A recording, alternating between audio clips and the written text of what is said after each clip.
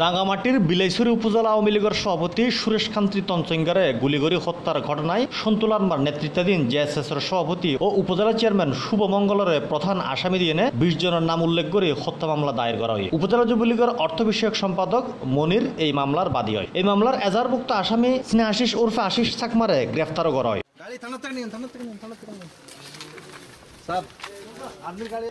গোপন সংবাদের ভিত্তিতে অভিযান পরিচালনা করে রাঙ্গামাটি শহরের বলপিয়া আদামত্তন আশিসরে আটক করা হয় বলে জানায় রাঙ্গামাটি কোতোয়ালি থানার অফিসার ইনচার্জ মীর জাহিদুল হক রনি। বিলাইছড়ি সুরেশ কান্তি তঞ্চঙ্গা হত্যা মামলার সন্দিগ্ধ আসামি হিসেবে তাকে গ্রেফতার করা হয় এবং আজকে এই যে কিছুক্ষণ আগে কোতোয়ালি থানা পুলিশের কাছে হস্তান্তর করে এ বিষয়ে ওসি বিলাইছড়ি এবং ঊর্ধ্বতন কর্তৃপক্ষের সাথে আলাপ আলোচনা করে পরবর্তীতে যারা আইনগত ব্যবস্থা গ্রহণ করা হচ্ছে।